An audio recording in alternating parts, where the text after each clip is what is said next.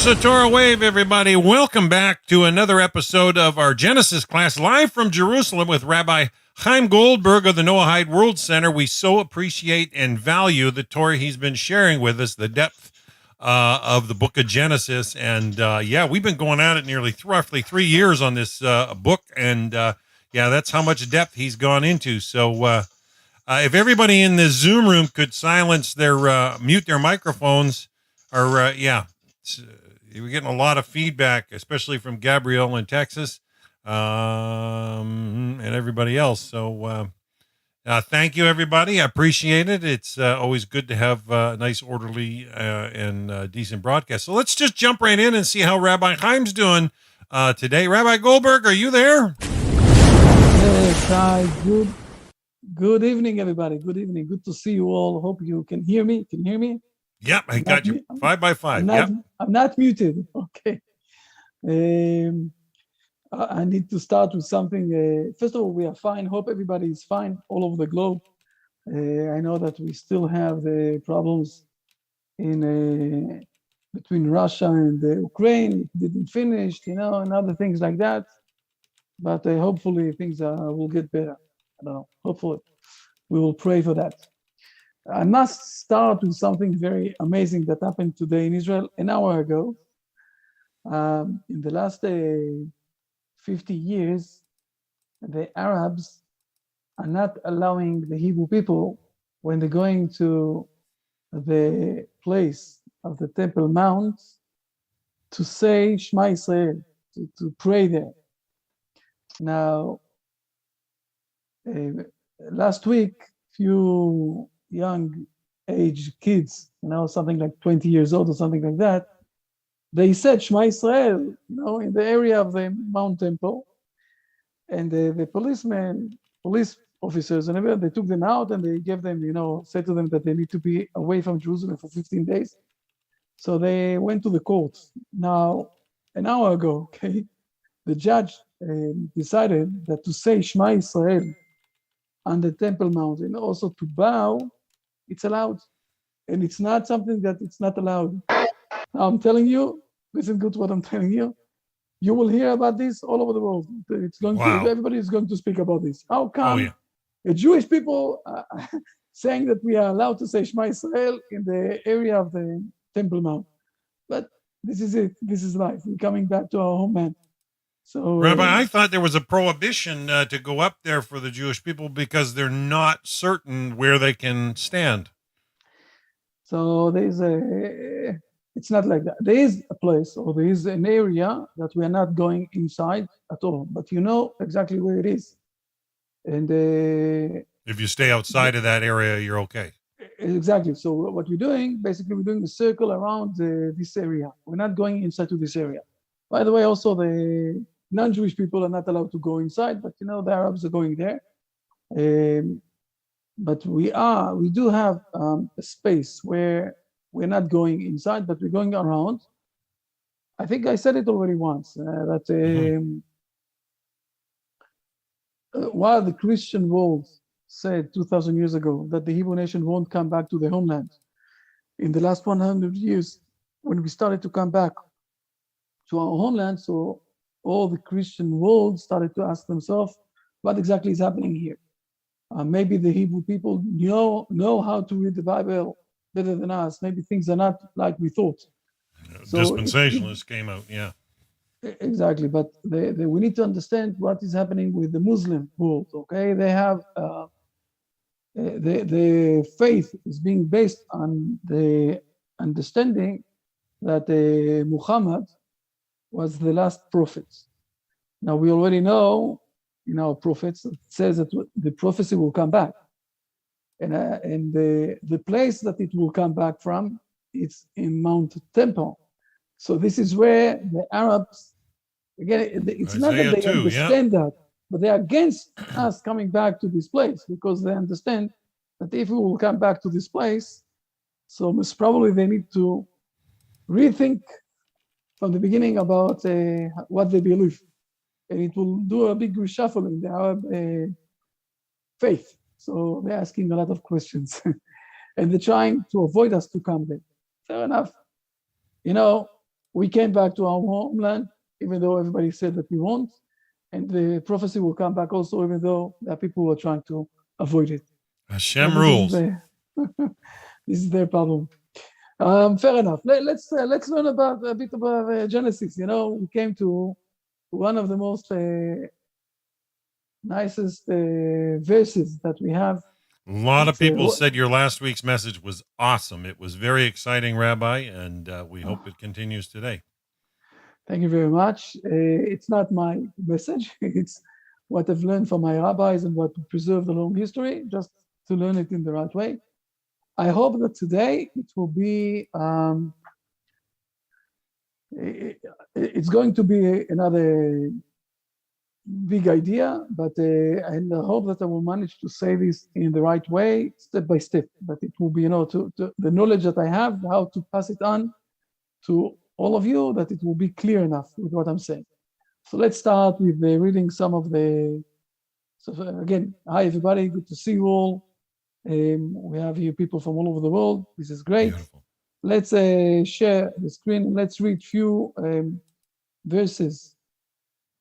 I think it's here. Yeah. Few verses from Genesis, and then we will start and we will try to understand what is happening here. Okay. So we saw the story that Rebecca is coming to the Hebrew land.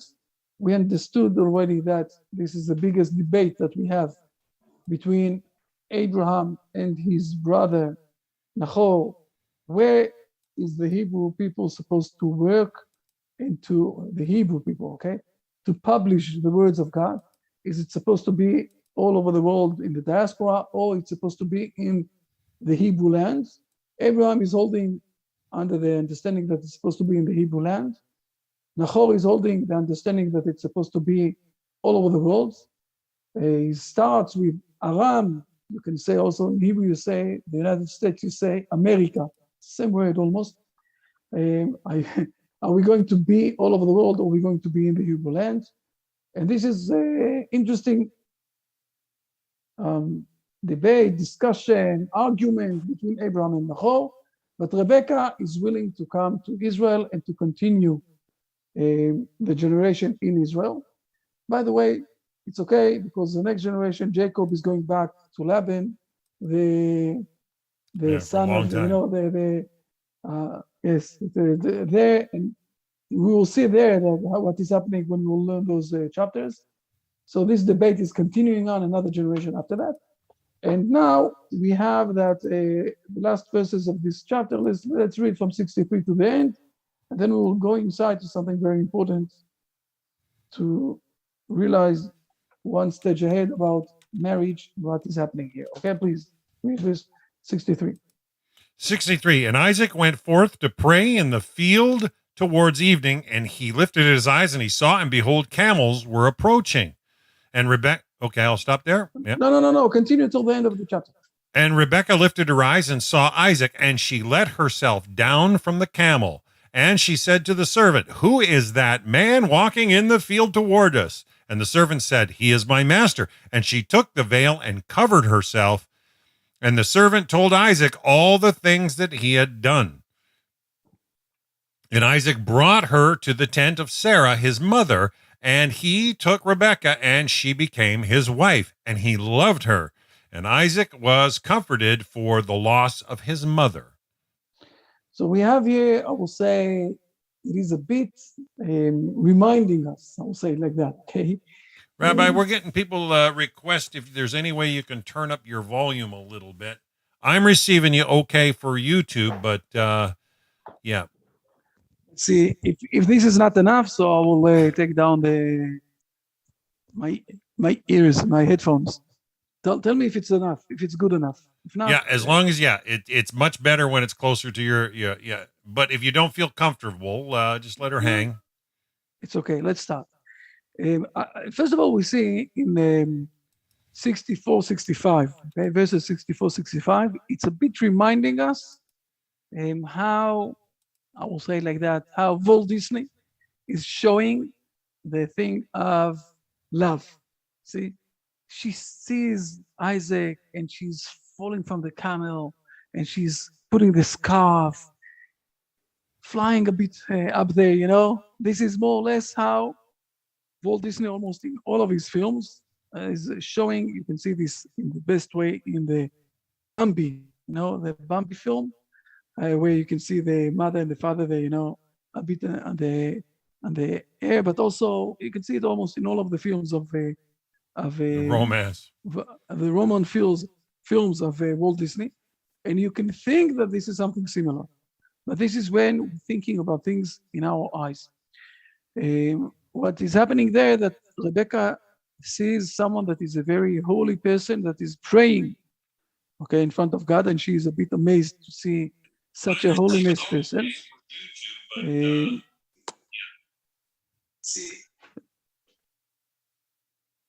Okay, and and this is what's happening. And I want to speak here about the relationship between Rebecca and Isaac, and to find and to understand how the Bible is explaining us the relationship between husband and wife, and what exactly is happening on this relationship. Now, we spoke about this, I think, something like almost 3 years ago. We said few words, and I want to go now a bit in few places of Genesis, and realize what is happening about this thing, how the Bible is explaining what we need to learn from this relationship between husband and wife, and from there to continue on. So first of all, I will say something that it's supposed to be loud and clear. Okay, there are few words. There are few words that are trying to express the relationship between husband and wife. But the most important thing is this word, vayikach et Rivka. What is vayikach? What is that he is taking Rebecca? What is this meaning of this word? Okay, he took Rebecca. Taking, took. Vayikach is take, to take someone. Okay, how can you take someone? So first of all, before we start everything, I want to show you something that is being mentioned in Genesis chapter 2. Genesis chapter 2, it says that God, this is Genesis chapter 2, you can see here, okay? And it says that God created what we call, he created the man, okay? And God formed man dust from the ground and also gave him a soul, okay? And then it says, please read verse number 8. And the Lord God planted a garden in Eden from the east, and he placed there the man whom he had formed. How exactly he placed him? He placed this man. How exactly he did it? Doesn't say. It doesn't say here, but another few verses it says it. And let's jump a few verses ahead, and let's see verse number 15. Now the Lord God took the man, and he placed him in the Garden of Eden to work it and to guard it. So we say again the same thing. We're speaking about the same word, vayikach. See, just the same word that we saw with Rebecca. So let's see Rashi, what is he explaining? What is the word took? Lakachat, vayikach. He took him with pleasant words and enticed him to enter. So, and I must say that we can find 8 places in the part of this of this part of the Bible, that every time that it says that someone took someone else, Rashi is mentioning he took him with pleasant words, or in other words, he convinced him. He spoke with him. So we're speaking about a situation where you cannot take someone and place him in another place if he doesn't. Exactly. If you're doing it forcefully, what you're doing basically is that you're not taking him, you're kidnapping him. Okay, it's not that he did it with his will. So maybe physically he's in one place, but in his mental, in his mindset, he's in another place. This is why Rashi is all the time explaining that this word vayikach, to take someone, okay, took them in, and we saw the same thing here in, where is it? Just a moment. Okay, vayikach. You see the same word, vayikach. He took. This is the meaning of this. What is to take someone? To get married with someone. He wooed You- her. You must have her permission so you can get married with her. You must have her permission. Okay, this is the first point that we must mention before we starting anything. Now, I want to go another step with this, and this is something that we saw already, but I want to mention this again. There is a story that will come. I will start with the things that we spoke about. Just a moment. Let's go here. Just a moment. Let me jump here. Let's go to chapter 12. We spoke about this, but I want to mention this again. Here, Abraham is being advised, or God is asking him to go out from his land and go from his family and everything else. And then there is something amazing that is happening here. And this thing is, please read verse number 10. 10. And there was a famine in the land, and Abraham descended to Egypt to sojourn there because the famine was severe in the land. What exactly the word famine is saying to us? There wasn't any Blight. food. There wasn't any food. But this is not the word famine in the Bible. This is another level, I will call it a famine. Okay? For seeing this level, let me find it for a moment in the.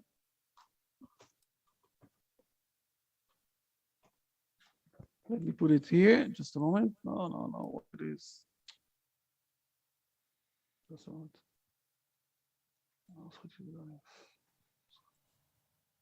Let's read it for a moment here.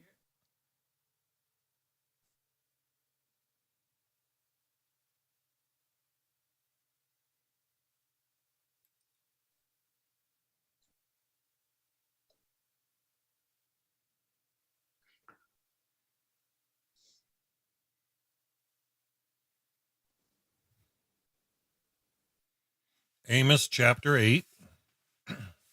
Verse 11.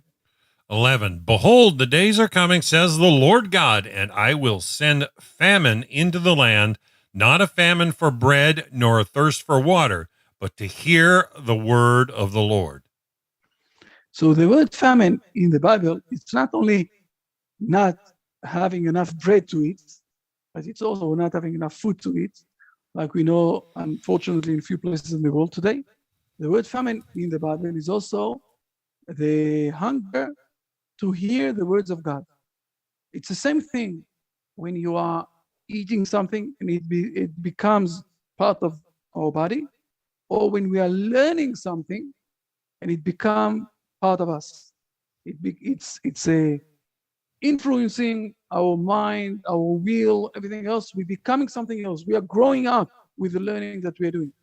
And to hear the words of God, to listen to the words of God, this is some sort of a famine. So we see when there was a famine with Abraham, so he understood that he needs to go to Egypt because there is a famine to hear the words of God. We see this again in Genesis in another 2 generations, or 3 generations after Abraham. Let's go for a moment when we have with Joseph. Remember all of you the story of Joseph? Who can? It's really hard not to. Not this one. Sorry. Let's continue on a bit. 34, 36 maybe. 37. Sorry, this I didn't organize before. We see that Joseph have a dream. What exactly the dream of Joseph? Okay, please read verse number 7. Verse number 7. Behold, we were binding sheaves in the midst of the field, and behold, my sheaf arose and also stood upright. And behold, your sheaves encircled it and prostrated themselves to my sheaf. So we see here that the brothers are saying to him, what? You're going to rule on us, to control us and everything else. But what is the example that he is using? That he is going to give food to everybody, right? So we're speaking again, there will be some sort of a famine and he's going to give food. Let's see for a moment, when we're speaking about famine and food with Joseph, let's jump to the end of the story, okay, to the last part of the story. I think it's here already. Let's see. No. A bit more. The last part of the story, we see that Joseph is trying to teach them, all of them, the words of God. I'm going to show this to you. Okay, just a moment. We know that Joseph is bringing food to all of the people of the world, but it's not only food that he's giving much more than that. Just a moment, let me see. Was it 13? Started at 13? No, this is chapter 47. Verse 13. First of all, read verse 13, please. Yes. Yeah. Now there was no food in the entire land, for the famine had grown exceedingly severe, and the land of Egypt and the land of Canaan were exhausted because of the famine. Fair enough. Now, there is a very interesting verse here.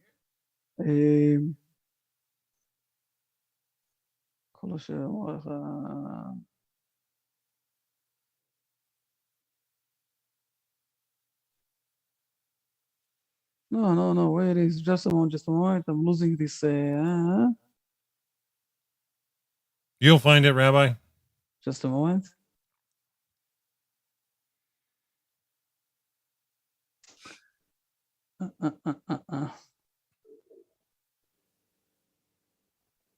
I know where it is. Sorry, it's not at the end of the story. It's the beginning of the story. Let me see here. Just a moment.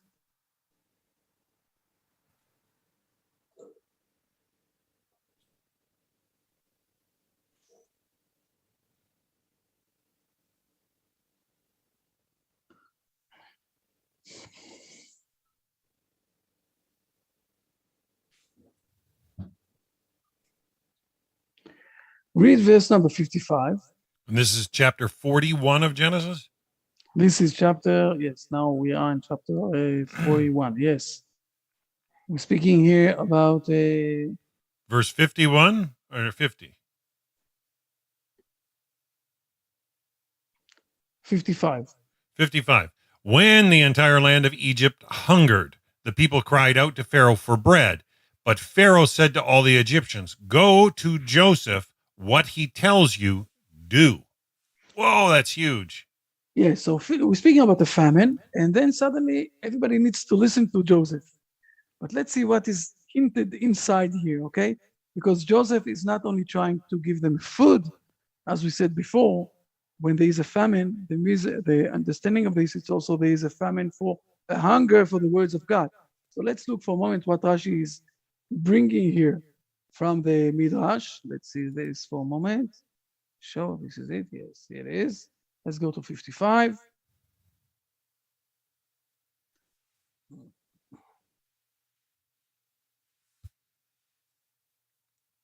What he tells you to do? Yes, exactly. Since Joseph had ordered them to circumcise themselves, and when they came to Pharaoh and said, "This is what he said to us," Pharaoh, said to them, "Why didn't you gather grain? Didn't he announce to you that the years of famine were coming?" They replied, "We gathered much, but it rotted." Pharaoh replied, "If so, do whatever he tells you." He issued a decree upon the grain, and it rotted. What if he issues a decree upon us and we die?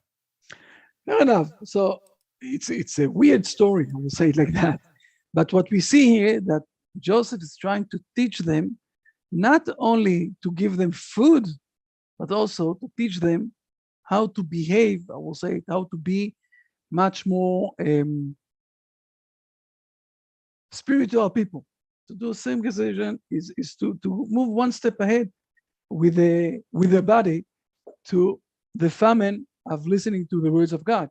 So Joseph is understanding himself that when there is a famine, not only he is supposed to give food, but he's also supposed to teach the Egyptian people the main, I will say, the big empire that it was in those days, to become much more Hebrew people. Okay? We're starting to realize now it's important to jump back to Abraham. When Abraham sees that there is a famine, he is also going where to? To Egypt. Right? He's going to Egypt. And then he's trying to teach something new to the Egypt people. He's saying something amazing. Please read verse number 13. 13. Please say that you are my sister in order that it will go well with me because of you and that my soul may live because of you. Now, I will say it like that. First of all, let's say what exactly is written down here. There's a difference between the Hebrew and the English, but I will explain everything. But the main thing is happening here is like that. We know it's a fact. It's a fact in history that the old Egypt people married their sisters. This is how they continued on. And this is also why there was a lot of medical problems there in this family. But this was the concept, a blue blood. It started there. The king was supposed to marry his sister. Now, Abraham is trying to teach the world that instead of marrying your sister, what you need to do is to, instead of marrying your sister to become your wife, you need to take your wife and to bring her to the level that she's your sister. Now, we explained this already once. There is a level, okay, of this thing. And Abraham is trying to teach this to the Egypt people. He's not managing, and therefore they're sending him away with a lot of money and everything else, as you can see in this. We learned this chapter already. But there is also something interesting that Abraham is saying there inside. Okay, he's saying, and that my soul may live because of you. Now, in the Hebrew tradition, we have 5 names to the soul. Where the soul is being, I will say there are 5 different levels of the soul. Okay, the 3 are very clear and known: nefesh, ruach, neshama, and there's also chaya yechida. There are 5 names. I tried, I looked, I searched, everything else. You don't have it in English. In English, you have 1 word. The word is soul. Okay, it's the same thing. By the way, the question is, who is the expert in this issue? For example, if you will go to the people who are living in the north, where there is a lot of ice, in the north side of the world, where there is a lot of ice. Canada, but even further than that. Okay? Yeah, we got the Inuit up there. The north Eskimos. side, the Eskimos. You will speak with the Eskimos, and they will give you something like 50 different words to the ice that they are living in. Why? Because they're living in the ice, so they need to have different words to this, and they know how to differentiate between every kind of ice. So if you go to the Hebrew nation, they have 5 words to the word soul. Inside, they know how to define a lot of inside things. So in the Hebrew, it says, "V'chaitan nafshi b'golech." Nafshi, it's one part of the soul. Here it says the soul. What I'm trying to say is that there is a part of the soul that is being held in the wife's side. And there is part of the soul that is being held in the husband's wife. And together, they're accomplishing one each other. And this is what Abraham is saying to Sarah. He's saying to her, listen, let's start to show to the world how we're going to become a couple, one with each other. This is what Abraham is saying here. By the way, another few chapters, there will be another situation where Sarah is going to be taken to the king. And then Sarah is saying, he is my brother. Okay, let's see this for a moment. Here, Abraham is saying, say please that you are my sister. And then Sarah will say, he is my brother. We saw that also already, I think. She's saying it also. Another one, one more, sorry, 20. Okay, while Abimelech is taking the king of Gerar, sent and took Sarah. Okay, and then read verse number 5. Did she not say to me, she is my sister? And she said, he is my brother. With the innocence of my heart and with the purity of my hands have I done this. So we see here that also Sarah is saying about Abraham that he is my brother. So we see here that the level, I will say it like that, the level of the connection between husband and wife is moving more and more steps deeper ahead inside to become to something much deeper than just, or much more profound than just, I will say, the sexual side. So now let's jump for Genesis chapter 1 and 2. Okay. Where is it? I organized it. No, we already moved it. Okay. Let's take this one. Let's go to Genesis chapter 1, and then let's go to Genesis chapter 2. In chapter 1, when we have that God created men, please read verse number 27. And God created man in his image. In the image of God, he created him. Male and female, he created them. This is the most lowest level that we have, male and female. I think that when you go to the animals, you also see male and female. Almost everything in this world is yin and yang, right? This is how you call it in the world. Yin and yang, it's male and female, those two. Yin and yang is the wording in the Chinese language, as we all know. So this is the first level, but there is another level. Let's go to chapter number 2. Chapter number 2, we have where God is doing some sort of a separation, surgery between them. And then we're going one step ahead. So it's going like that. Let's read in chapter 2, 21, 22, 20, 22, 20, 21, 23, please. 21. And the Lord God caused a deep sleep to fall upon the man, and he slept, and he took one of his sides, and he closed the flesh in its place. And the Lord God built the side that he had taken from the man into a woman, and he brought her to man. And man said, this time it is bone of my bones and flesh of my flesh. This one shall be called Isha, because this one was taken from Ish. So first of all, in the Hebrew language, we have Ish, Isha, they're going together. We spoke about this already more than once. But now we're moving one step ahead. It's not only male and female, but it's also Ish, Isha. It's also two that can speak one with each other. By the way, we don't see any discussion, any real discussion between the husband and wife here. And this is where we have also the sin of Adam and Eve. And only later on, when Adam is calling her Chava, it's from the word giving life to the world. This is where we're starting to see some sort of a discussion between them, or he is bringing her to the level that she's much more than just an objectical thing, and he can call her a special name, Chava. And then we will continue on another 7th generation, husband and wife are going to speak one with each other. But this is where we are moving one step ahead from male and female to Ishisha. What I wanted to say, and I'm going to say this by heart, I'm going to not to show this to you. Let's go for a moment to the oral Bible that we have. And in the oral Bible, it says, Ha'isha niknet v'shalosh dorachim. The women is being bought, you can buy, okay, your women, you can do this connection of husband and wife in 3 ways.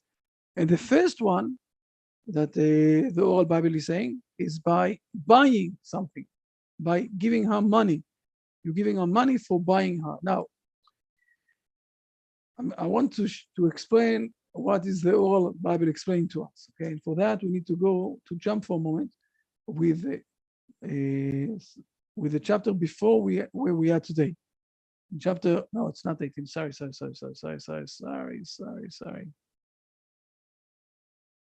Let's go back to let's go back here. You see, this chapter is chapter 24.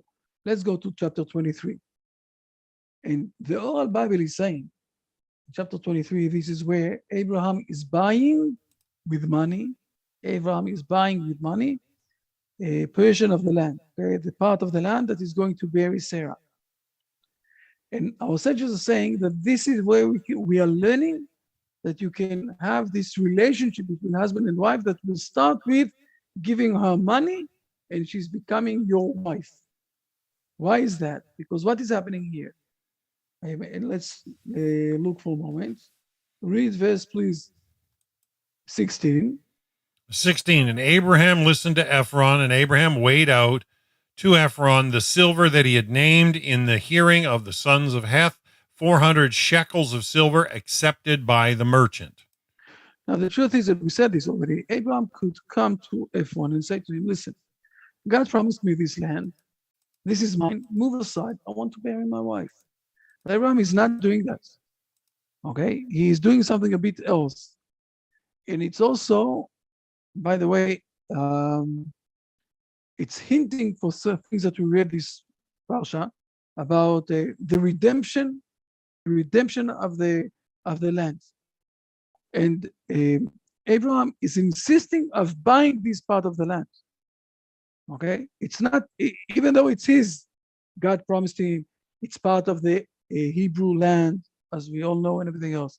But he is insisting of doing something to buy this land, to do something like that. And why is that? Because Abraham is trying to show that the promise is going to be fulfilled with his actions. And this is what is happening when you are giving money to the woman that is want to become your wife. When you're giving her money, you are fulfilling the promise between both of you to get married. You're putting it alive to a connection that is much higher. Is that where the idea of a dowry comes from? Of a what? A dowry. You know, where a dowry, that's where somebody would pay a sum to the parents. Yes. When the girl is very young and she doesn't have still the mind, or call it like that. Okay, she's from 9 years old till 12 years old. This is where it started. Okay, that they were giving to the parents. It's written down also by the Bible that you can do this in those ages. Today we're not allowing to do this so young and everything else. Not only today, for the last 1,000 years, but this is from where it's coming. We are trying to bring this promise that this girl is going to be, and as we explained, she wants to become, okay, the wife of this guy. We want to bring this promise to something that will come to reality by doing an action. And this is what Abraham is doing here. And from here we are learning that the same thing will happen. Also, the same thing is permitted to do for having the connection between husband and wife by putting the ring that the husband is buying. The husband is buying a ring, and he's putting it on the hand of his wife, okay? And she's accepting this ring. They're showing that this promised side of connection between them. So don't be cheap out there, guys. Much higher than just male and female. Now, on the other side, I must say that the word money in Hebrew is coming from the word kesef. Kesef is a desire. Okay. A lot of times people are starting with the level of small desire. Okay. Let's see for a moment here where Leah, the daughter of Leah and Jacob, is going among the daughters of the land. And please read for a moment verse number 2. 2. And Shechem, the son of Hamor, the Hivite, the prince of the land, saw her, and he took her, lay with her, and violated her. So please read verse 3 also. And his soul cleaved to Dinah, the daughter of Jacob. He loved the girl and spoke to the girl's heart. So we see here a few things, okay? First of all, he took her. Same word, like with Isaac. But he also violated her, okay? And he also loved her. Fair enough. But it starts, now I'm going to show something amazing. Please read verse number 8. 8. And Hamor spoke with them, saying, My son Shechem, his soul has a liking for your daughter. Please give her to him for a wife. What is the word liking for your daughter? What is the word liking? Attraction? Exactly. It's some sort of an attraction on the level of the male and female, we'll call it like that. And it's reminding a bit the word money in Hebrew. So what our sages are trying to hint to us is that you're starting with a level of maybe there are people who are studying the connection with a level that is also related with some sort of a lower sexual connection, wish, will, whatever it is. But you need to move yourself up more and more to the levels like Abraham and Sarah, okay, husband and wife, that is much coming to also brother and sister, a very high and deep connection because the soul one of each other, again, I'm using the same word, the word soul, but there are differences between the husband and wife.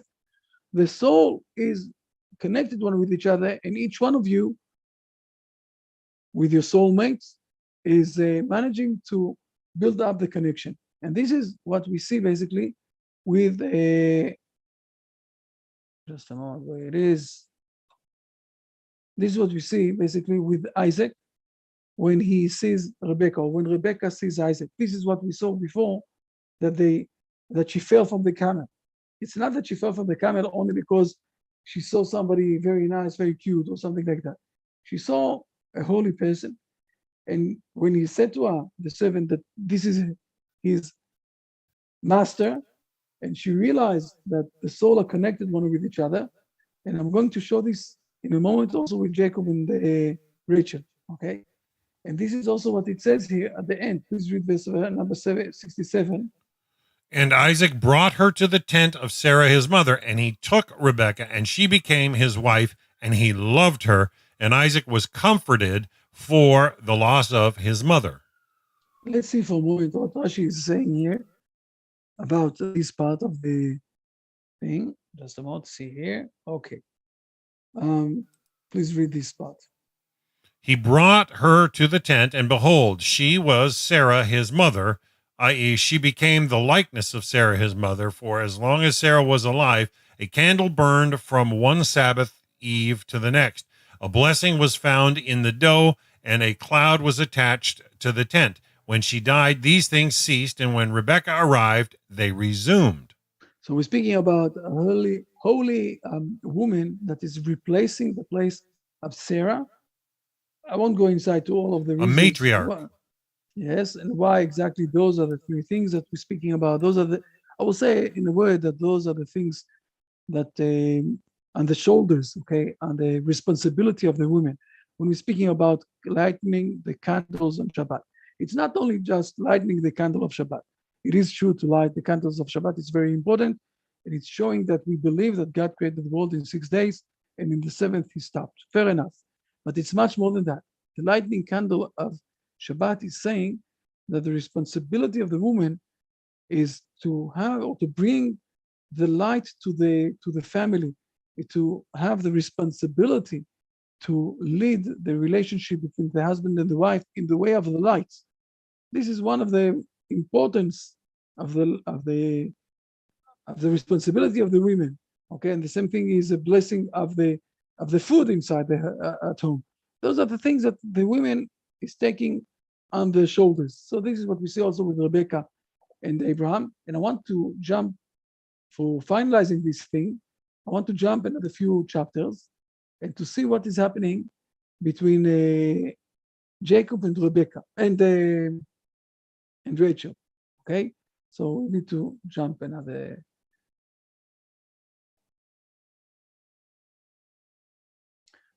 Please read verse number 1 and 2. 1. And Isaac called Jacob and blessed him, and he commanded him and said to him, You shall not take a wife of the daughters of Canaan. Arise, go to Padan Aram, to the house of Bethuel, your mother's father, and take yourself from there a wife of the daughters of Laban, your mother's brother. Fair enough. So with this, we saw this already by Isaac. The same thing. Still to stay with the family, fair enough. And then there will be a big debate to stay there, to come here. And then we all know that he came back. But I want to show something else, very important for me. Jacob is listening to his father and his mother, and he's going to Laban and everything else. Fair enough. And then we have like that. Let's see for a moment. So this is another the next chapter. I'm sorry. We need to see Rashi for a moment.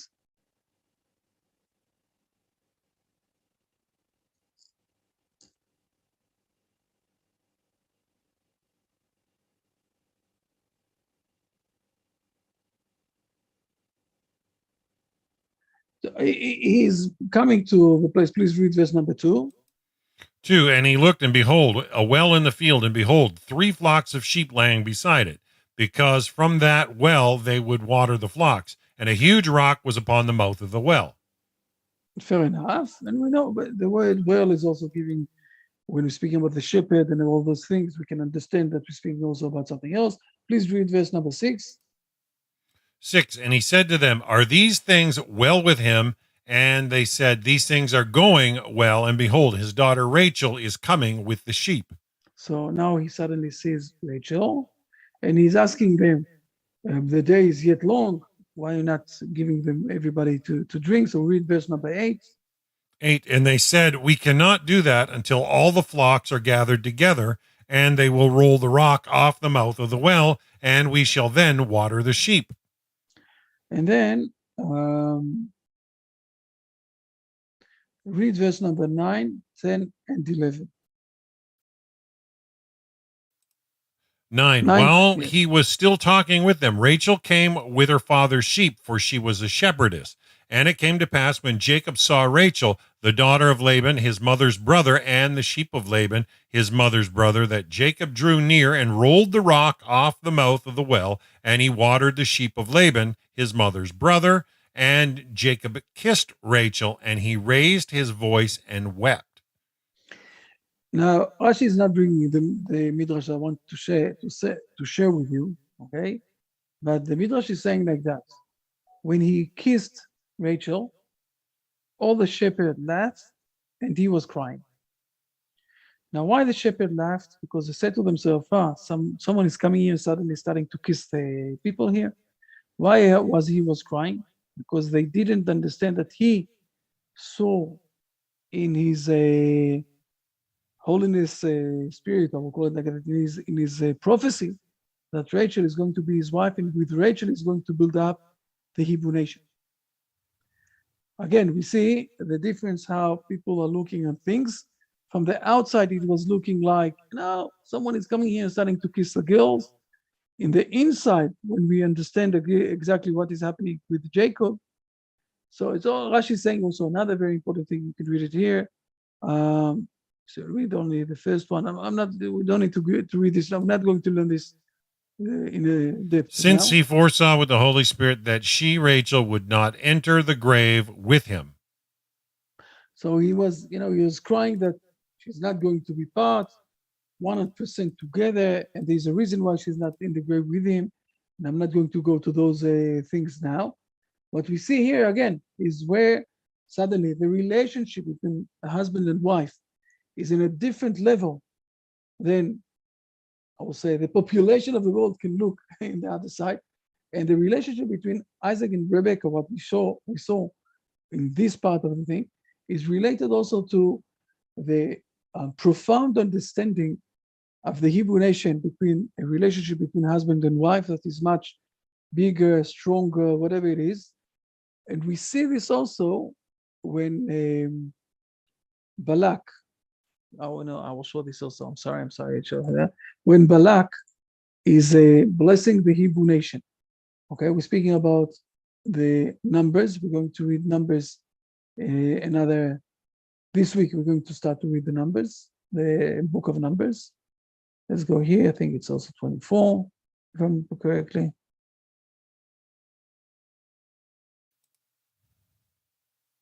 Read, you see, verse number 5. 5, how goodly are your tents, O Jacob, your dwelling places, O Israel. What is the meaning? How goodly are your tents? What is the meaning of this sentence? Like having a fine house.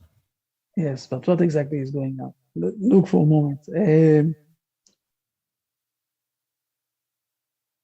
For he saw that the entrances were not facing each other. Each one in his family is closed, and the family is very strong. I think that few places in the world that there was already People ask me, what is the secret of the Hebrew nation with your family issue? Every family is very inside with themselves. On one side, the connection between the community is very strong. And this is when he sees that, he's saying, listen, this is something that is much bigger than what we knowledge, understand, especially in those days where there were more problems about families, I would say it like that. And we're starting to realize that the level of the connection between husband and wife, and as more profound that it's going along the years with the connection, is something that is very strong in the Hebrew tradition. So even though our sages are not blind, I would call it like that, and they know to speak, to explain, that it might start also with the level of only, a lower connection, but the ambition and the teaching is to move always one step ahead towards a deeper and profound connection between you and your soulmate, to become strong enough and to find the relationship between both of you together. Now, we said it more than once, but I will say this again. The word ish and isha in the Hebrew, that it's a male and female, but it's ish, isha, it's much higher.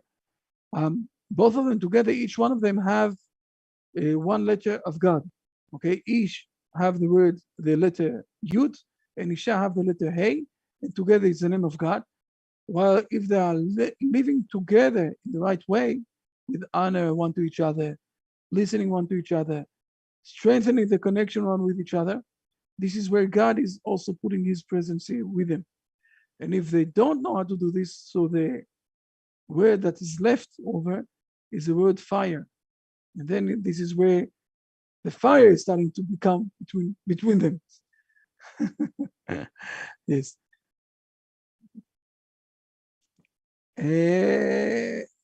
Yes. So this is I wanted to show this, I want to explain this, especially because we spoke here, it's a very long chapter, what we've learned about the relationship between Isaac and Rebecca and how they're going to become a couple. And at the end, it's also hinting with this word of Vayikach, he took her, again, with wordings, with her permission. You can't force someone to become your wife. It's not like you have in the Muslim world where you can take someone and decide to buy it and to put it, in your yacht and so whatever it is, and to use it as an obstacle or something like that. It's a relationship that can bring you to the highest level of relationship also with God. And this is what is also written down there. So it's not that the servant just went there and took someone and brought it and that's it. No, we're speaking about a holiness connection that Rebecca is replacing Sarah. She's one of the mothers of the Hebrew nation. And I will say here another one interesting point. We all know that along history, there were much more, and also today, much more people who are listening to the Hebrew nation, getting connected with the Hebrew nation from the Christian world, not from the Muslim world.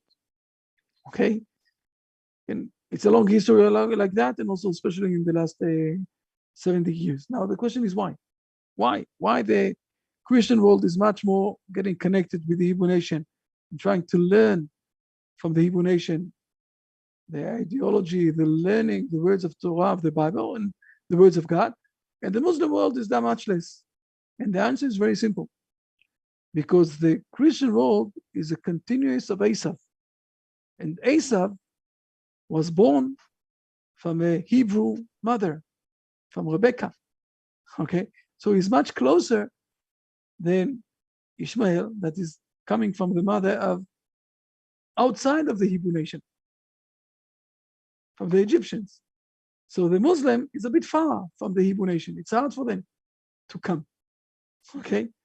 And this is where we're starting. Rebecca, here, what we read now, those verses, that Rebecca is coming, the next generation after Abraham and Sarah is Isaac and Rebecca is replacing Sarah.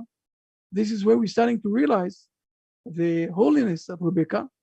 And even though one of her kids is going to be Jacob, the other one, Jacob Israel, and the other one is going to be Esau, but still Esau is, I will say, a Hebrew person that went down from the tracks, not fully. I won't go inside to this. To Esau, we're going to speak about Esau later on.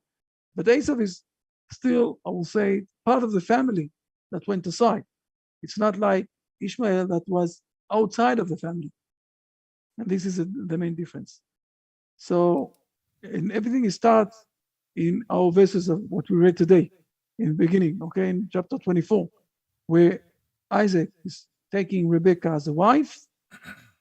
And the continuous also is going to call one each other, brother and sister also, okay? And also with Isaac and Rebekah. And she's replacing Sarah. And in our oral tradition, we're saying that the coin of Abraham in Hebrew, it's a bit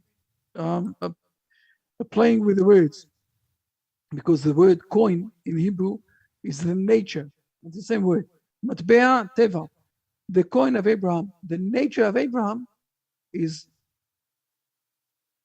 Abraham and Sarah on one side, and on the other side, you're flipping the coin, okay, Isaac and Rebekah. And the meaning of this is that there is a continuous of the generations between, from the beginning, from the secret people, okay, holding the secret, how they're passing the secrets between the generation, from one generation to another generation, without breaking the chain. Wow. It is all the time connected. And it starts here in those verses that we read today. Just amazing, the whole lesson today. It really ties in how Torah actually is everywhere in the world. Yeah, the way it happens. It's connected, and you can't be a part of it without seeing the connection. Fine. Yes, right. Fair enough. Questions, things that you want to raise up. We have another 15 minutes. If it's okay, if you don't want, we can close the lesson. If no one have any questions, it's also okay. But as I know, Italo have few questions. It's always like that. Everybody can feel comfortable. It's okay. Also, Italo, I missed you last week. Fair enough. Yes, everybody. Rabbi, I missed you too. The food shortages we're hearing about. Have you heard it in Israel? Food shortages are coming, stuff like that. Is that? I didn't heard about this. What is food shortages is coming? Food shortages. I hear this in. With the rising fuel prices, there's a lot of concern. I understand. Food. You're saying that there will be a lack of food or famine in the world. Pardon my English. Sorry. No. It's okay. The truth is that we've heard that it might be that there will be some problems, and as I'm saying all the time, that there is enough food all over the world for everybody, and the question is how much we're going to spread it over, or people going to take for themselves without giving to others. So I don't know exactly what will happen and how it will happen. I think that we are in a days that it's a bit complicated days. Also, the Second World War didn't start it in one day. It took it 3 years to start. And it started with Germany going inside to one of the countries in Europe, and after 3 years of a fight, battle, whatever it is that was between them, all the world started to take part of it. So I don't know exactly what will happen. Nobody really knows the future. Is it a sign of hunger for Torah that's coming? This is for true. We read the main verses for that. Of course, there is also a hunger for Torah. We can see this not only in this class, okay, but you can see this all over the world with all of the communities that we have. About There is also a hunger of Torah. Yes. There is also a hunger of Torah. And I hope very much that that people will have more responsibility than just thinking about themselves. I don't know. We really don't know exactly how it's going to continue and what is going to happen. Let's pray and let's do our best, to bring the good words and good willing and good will to everybody in this world. We need to do our side. I don't know.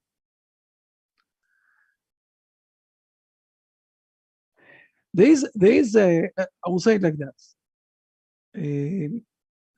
The first big war that is being described in the Bible. We've learned this also, but I'm going to remind us all. Okay, the first big war that is being mentioned in the Bible, it's exactly, and Abraham is rescuing his nephew, right? Lot.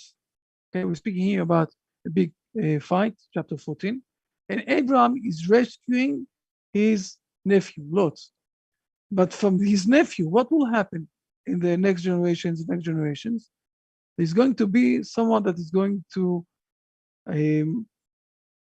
become from root that is coming from Rav, from Lot, and his name is King David, and he's going to build up the, how do you call it, the dynasty of the Messiah, the generations of the Messiah is starting from Lot, from Abraham nephews. So our sages are saying here that when there is a big war between four people, 4 kings, 5 kings, whatever it is, the meaning of this is that it's jumping another step ahead towards the Messiah. So I don't think that we need to go, I will say it like that. We're not saying that every time for continue to come to the next step of the Messiah, we need to have a big war. It could be in a different way. For example, if our movement, okay, the Noahide World movement, is going to be bigger and bigger and bigger, so we don't need to have a war. People are here with the right mindset and trying to give more. And then you will have, without any war, you will have the situation of good in this world. So we can have it in a path without war, and we might have it in a path that is continuing with the war. Also, the same thing with the Hebrew nation coming to the homeland. Okay, England. Okay, Sir Balfour in 1914 or 17, I don't remember exactly the date, said they gave the permission to build up the Hebrew nation, and there was a possibility of coming back to the Hebrew nation without a war. Unfortunately, the history showed us that only with the Second World War and with the big Holocaust, whatever it was, the Hebrew state established. It was supposed to be in this way. I'm not sure. I'm not sure. Okay. So are you asking me, is everything supposed to be with a war? There was also another time previously in history where Koresh, the king of, not Babylon, the king of the Persian, gave permission to the Hebrew nation to build up their homelands. And they didn't do this fast enough. It took more than 20 years. And then Haman came to the world, and he wanted to do also a Holocaust to all of the Hebrew nation. And the Hebrew nation then did something else, and there wasn't a Holocaust. And the Hebrew nation came back to the homeland. So there is also a possibility of doing things in a different way. Same thing here today. You're asking me, is it going to be a famine? Is it going to be a war? I don't know. I know that if we will give our best way of publishing, the right mindset, so most probably there won't be a war. If we won't be able to do that, or if we won't be able, a lot of people won't listen to us. Do it peacefully, yeah. So it might be not in a peacefully way. So I'm doing my best. I don't think not only me. Yeah. Everybody who's sitting in this world, exactly, is doing their best for that. and let's pray to God that we will manage.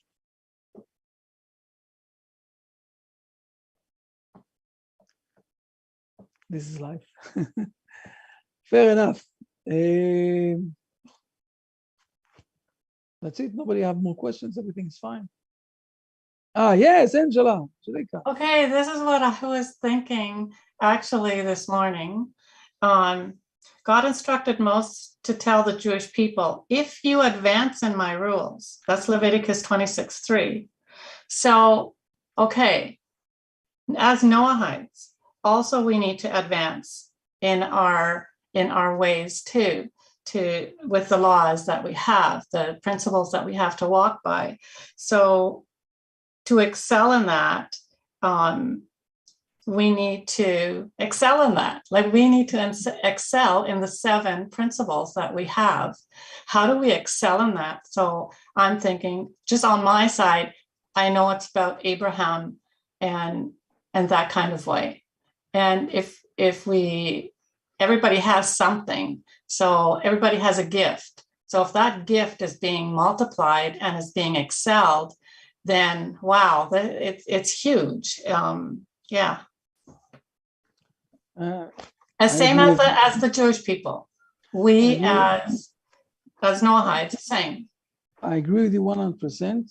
And, I agree with you 100%, and I admire all the things that you're doing. Lara is doing. I know that a lot of people here are doing a lot of things, good things, and everything is fine, and you're doing your best.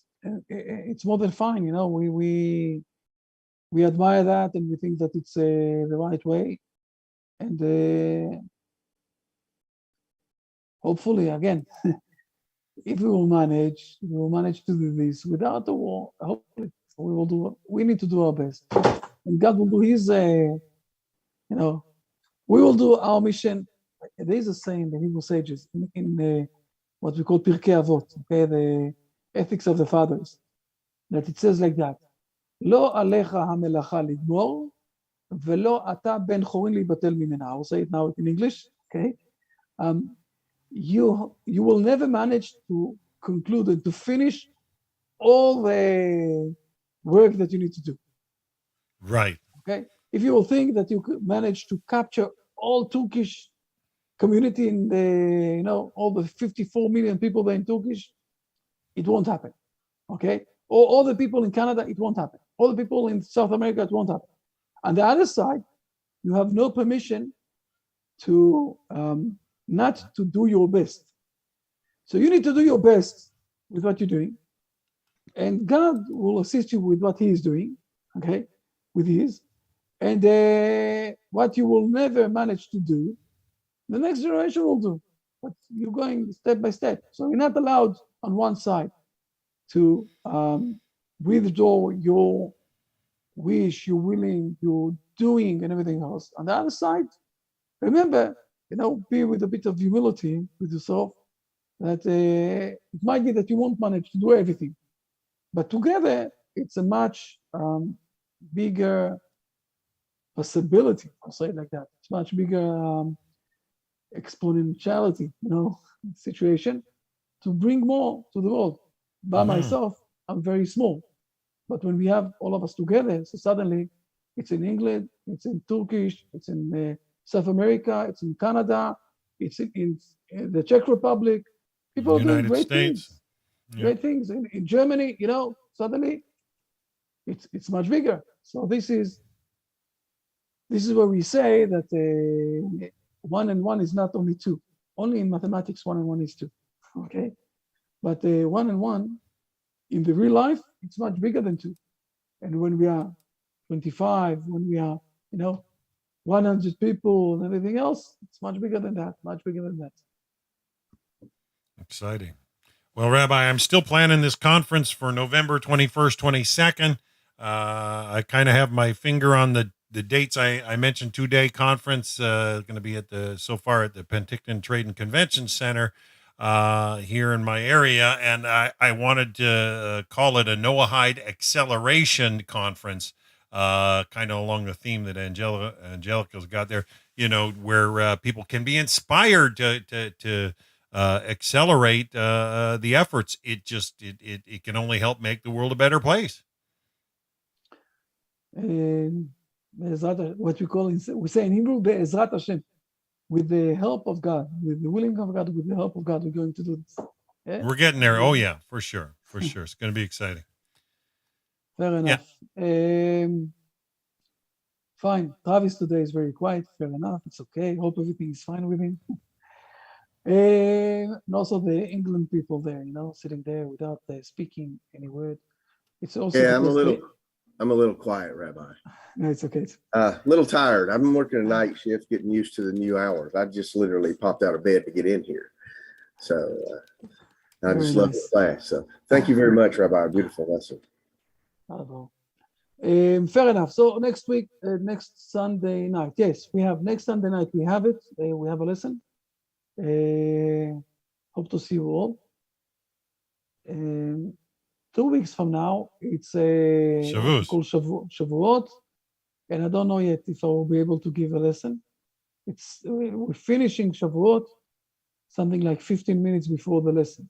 So I don't know exactly if it. Well, we can always go a half hour later if you need the time, Rabbi. Think about it and let us know next week. So we are definitely on for next week. Next week, hopefully, yes. All right. Shalom. Together. Hashem willing, yes. And blessings from Jerusalem to everybody. Blessings. See you all. All right. Catch the Torah wave, everybody. We're going to sign out for this week. We will be back next week with Genesis class live from Jerusalem with Rabbi Chaim Goldberg of the Noahide World Center. Always a beautiful class, learning lots of great Torah with lots of people in the Zoom room from all around the planet. Always a joy to be with them. And we're going to sign out for now. Have a wonderful, wonderful week. I'm not on later today with Rabbi Ingber. Rabbi Ingber is ill, and so he's taking the day off. So I get some sleep. Maybe like Travis working nights. It's taxing, and yeah. But I'm so thankful for Hashem's provision. So we're going to sign out for now. Have a wonderful, wonderful week. Bye for now. Bye, everybody. Bye. See you all. Thank you very much. Shalom, shalom.